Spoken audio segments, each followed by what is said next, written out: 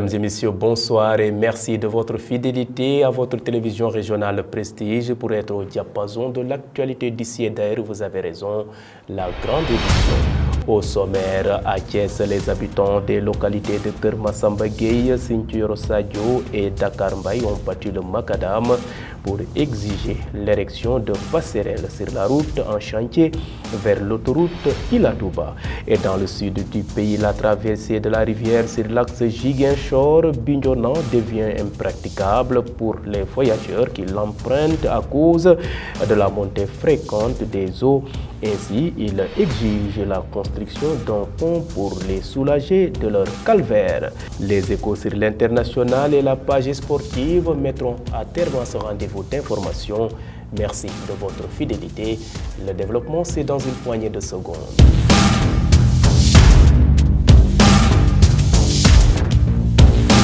Bienvenue, démarrons ce rendez-vous d'actualité par le Covid-19. Le ministère de la Santé et de l'Action sociale a fait le point sur la situation journalière de l'évolution de la Covid-19 au Sénégal ce mardi 1er novembre 2022.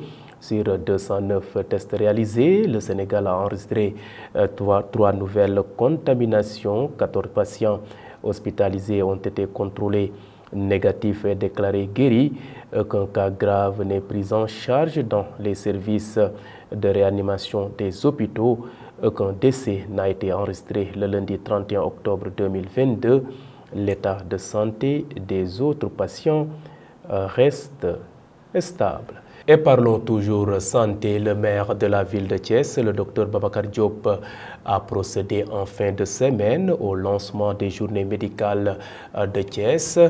Cette année, on est à la 8e édition et ces journées offrent l'occasion aux populations de se faire consulter sans bourse déliée. Selon le maire, la santé est primordiale et essentielle pour tous les citoyens thiessois. Dr Babacar Diop est ici au micro de nos reporters Mambiram Sissegei et Chefal. Le droit à la santé, à des soins de qualité ne doit pas être simplement une proclamation. Ça doit être une réalité au quotidien. Lorsque l'on est maire d'une ville comme Thiès, on se rend compte de la pauvreté, de la précarité dans laquelle vivent les populations et qui font que les populations affrontent au quotidien des problèmes de santé.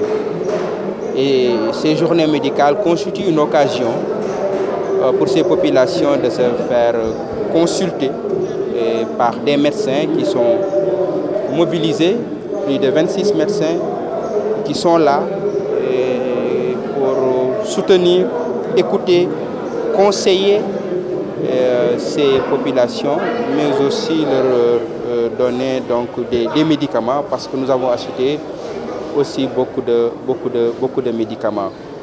Et c'est une tentative de construction d'une réponse institutionnelle par rapport aux problèmes donc de santé que l'on rencontre dans la ville de Thiès, même si c'est insuffisant. Même si c'est insuffisant, je l'ai dit, et vous ne pouvez pas mesurer donc, la profondeur du mal en tant que maire, en tant qu'institution. Et nous sommes en train de bâtir une réponse institutionnelle pour la prise en charge de cette question qui est vitale.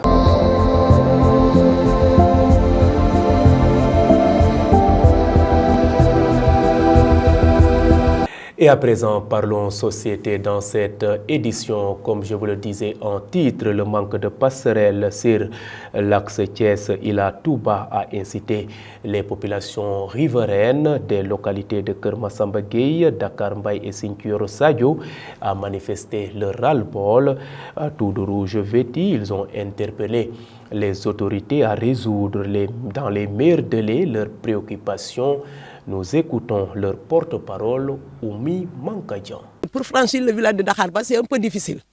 Bon, parce que depuis que on a commencé la construction, on a de l'autoroute, on a eu des problèmes. On a des problèmes. Il y a des élèves.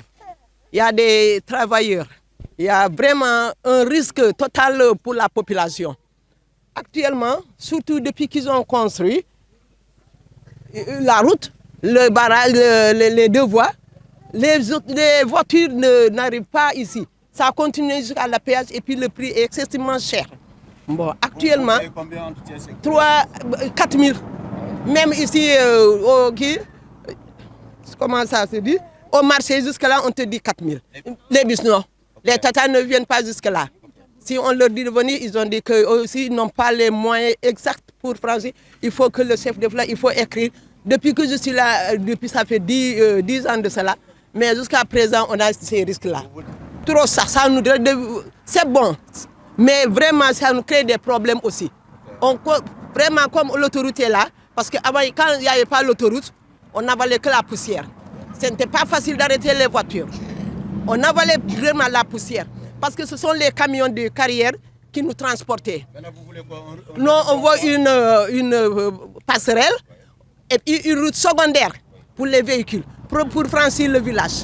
Parce que le village est devenu insécuritaire. On a les animaux, les bêtes qui sont là, qui traînent de droite à gauche. Pour traverser, il y a des problèmes aussi. Les enfants sont exposés à la mort. Et puis vraiment, on ne veut pas perdre nos enfants. Oui, il y a des démarches qui ont été déjà passées. Je ne sais pas, tu sais, actuellement, si tu n'as pas un bras long pour franchir les autorités, tu as des problèmes. Et puis, moi, vraiment, tu sais, il y a une école à côté. L'école aussi, elle est dans l'insécurité. On n'a pas d'eau, on n'a pas de courant. Le village, il y a des parties où il n'y a pas d'insécurité. Il n'y a pas. Nous voulons vraiment une solution pour l'éclairage. Si quelqu'un passe, il sait qu'il y a des gens qui habitent ici. Mais actuellement, c'est des animaux qui sont là. On peut nous considérer comme... Parce que c'est une forêt actuellement.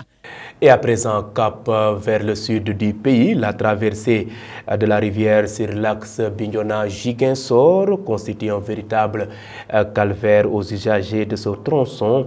Ils sont obligés d'attendre des heures avant de pouvoir traverser. Les ouvrages installés ne sont pas appropriés par rapport aux fluctuations du niveau du fleuve. Ainsi, ils souhaitent la construction d'un pont suivant la réaction d'un usager au micro de Daoursek et Moussambaye. Ça, franchement, ça fait mal. Ça fait mal au cœur que vous venez jusque-là pour comprendre que vous ne pouvez pas passer. Depuis 8 heures, 7 heures sont là, 8 heures, 9 heures et 10 heures. Et on est là, toujours là, bloqué. Et c'est la seule route principale de Ziguinchor qui relie Ziguinchor-Tobor ou bien Ziguinchor vers l'autre côté. Il n'y a pas autre route que ça. Comme vous pouvez le voir, il n'y a pas de ferry, il n'y a pas de bateau, il n'y a qu'une seule route. Et sans cette route, on est enclavé, on est bloqué. On ne peut pas bouger, on ne peut pas faire nos activités comme il le faut. Ici, comme vous voyez, jusqu'au pont là-bas, vous pouvez marcher jusqu'à 3 km, il n'y a que des voitures. Et il y a des convois de décès qui ne peuvent pas passer même, qui sont là, pressés. Parce que tout simplement, personne n'était au courant. On est venu jusque-là pour comprendre qu'on ne pouvait pas passer. Et franchement, ça... je considère comme un sentiment de... Mais vous êtes là depuis quand? Moi, je suis là depuis 9h. Depuis 9h30 comme ça. Et j'ai trouvé là aussi des voitures depuis 9h. Moi, je suis là depuis 9h30. Bon, cette route, je dirais que bon, peut-être toutes les générations de Ziguinchor ont vu cette route comme ça. Hein. Des pavés, revenir faire des pavés, revenir faire des pavés, 5-10 ans, revenir faire des pavés, 5 comme ça. Ici, peut-être... Je ne dirais pas qu'ils n'ont pas les moyens, non, ils ont les moyens. Juste de faire un pont ou bien de soulever la route comme ça. Parce que comme ça, franchement, ça ne va pas. Quand le fleuve se lève, ça coupe la route en deux. À chaque fois. Vous venez ces heures-ci là-bas, il y a l'eau qui a complètement débordé. Avec des pavés, l'eau douce là, ça détruit les pavés. Pour 5 ans seulement, vous mettez de bons pavés, après 5 ans, ça se détruit. Les poids lourds passent. Quand ça passe, ça commence à faire. Il y a la boue.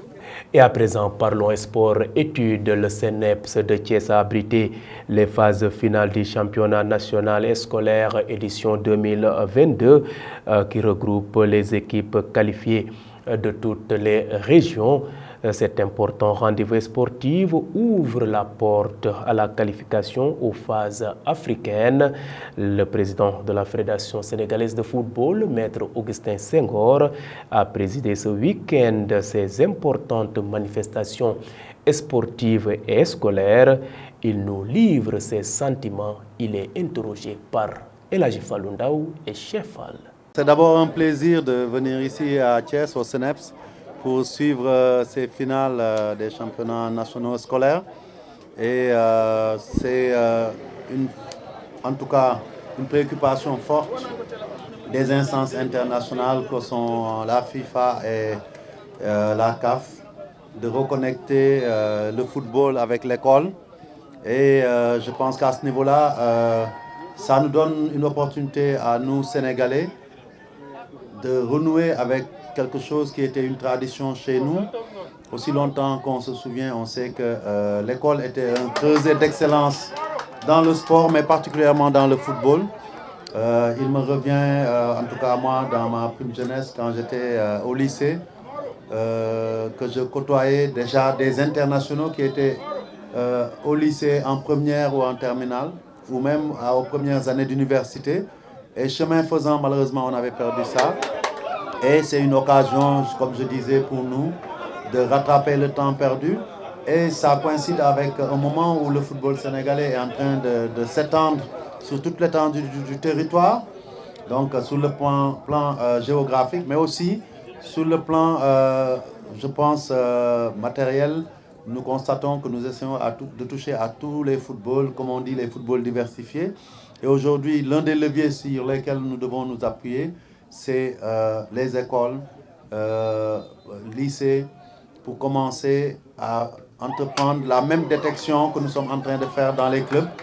Et je pense que c'est dans ce sillage-là que nous avons tenu à organiser ce tournoi, cette compétition.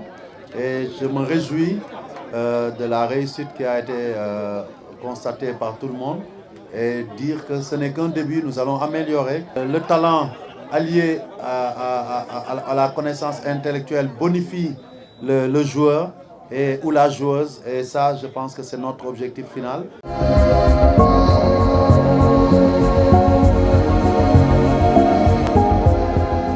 Et à présent, focus sur ce qui fait l'essentiel de l'actualité nationale de ce mardi 1er novembre 2022. Les travailleurs du secteur primaire annoncent une grève générale de 72 heures, nous dit Fatou Falgueye. L'actualité nationale, les travailleurs du secteur primaire en grève pour 72 heures. L'intersyndicale du secteur primaire, Sintas, c'est après cette SNTE, pas contente de la tournure des négociations avec le gouvernement, boude les négociations et décrète une grève générale de 48 heures à partir de ce mercredi 2 novembre. Sur toute l'étendue du territoire national, ces travailleurs regroupant les agents issus du secteur primaire, notamment des ministères en charge de la pêche, de l'agriculture et de l'élevage, dénonce toujours la suppression de la prime de motivation actée à travers une circulaire prise par le ministre des Finances et du budget sortant Abdoulaye Daouda Diallo. Parlons autre chose, sortie péage Mbour, un bus prend feu, consume les 3 guichets et les bagages des passagers.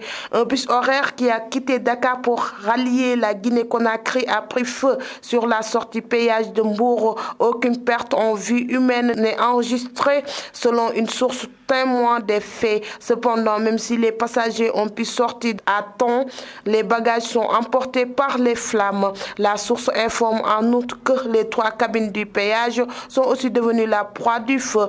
Terminons avec le décès du journaliste Salif Diallo. Le journal sénégalais Salif Diallo est décédé ce lundi 31 octobre 2022 à Dakar, hospitalisé depuis plusieurs jours. Le journaliste sportif à l'agence de presse sénégalaise APS a rendu l'âme à l'hôpital Abbas Ndao. Une grosse perte pour le sport africain en général, particulièrement le football dont il était un spécialiste. Paix à son âme, nous présentons nos condoléances à sa famille et à toute la presse sénégalaise. C'était tout pour l'actualité nationale.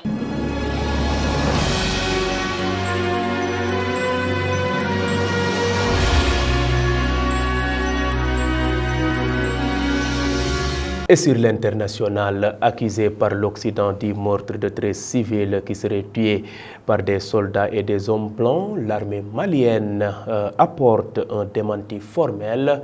Ceci est le point de départ de l'actualité internationale présenté par Isaac Daba.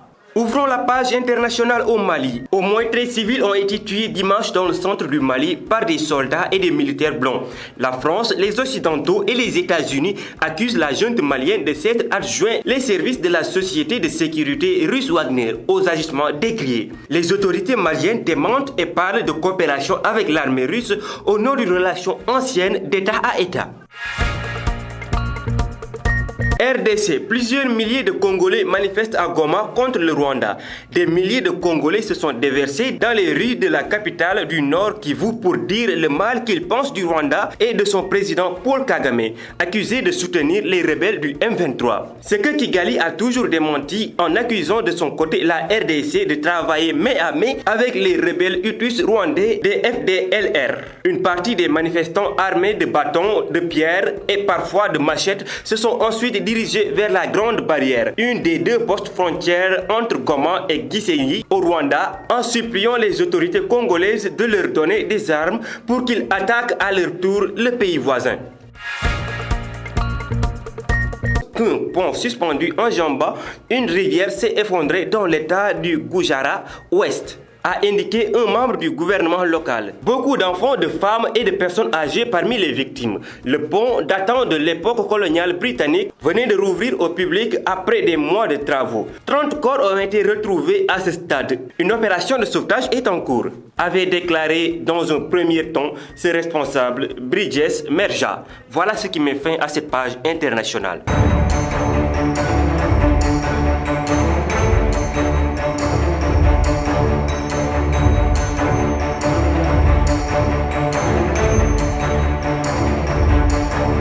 Et terminons ce rendez-vous d'information par une note sportive. La revanche Bombardier Tafatine est programmée pour le 12 février 2023, nous dit Adja Ramsek. L'actualité sportive que nous démarrons en parlant de Sadio Mané qui est actuellement le 8e meilleur buteur en toute compétition confondue au courant de l'année 2022 en club. Obligé de s'adapter à un nouvel environnement et à un nouveau système de jeu, suite à son transfert au Bayern Munich cet été, Sadio Mané n'a rien perdu de son talent de buteur avec les Bavarois. Avec 20 matchs disputés avec le club Bayern Munich, l'attaquant sénégalais a marqué 11 buts depuis son arrivée en Bavière. Ajouté aux 14 marqués avec Liverpool avant son transfert en juin dernier, Sadio Mané atteint un nombre de 25 buts inscrits durant l'année 2022. De quoi faire du prix Socrate le 8e meilleur buteur en club 2022. Parlons à présent de Ligue 2. Après 2 journées jouées, Oslo FA 5e comptait 4 points avec une victoire et un match nul avant de se déplacer à Alassane Djigo ce lundi pour y défier Port. En cas de succès, les poulains du Norvégien avaient l'opportunité de s'installer en tête du classement de la Ligue 2.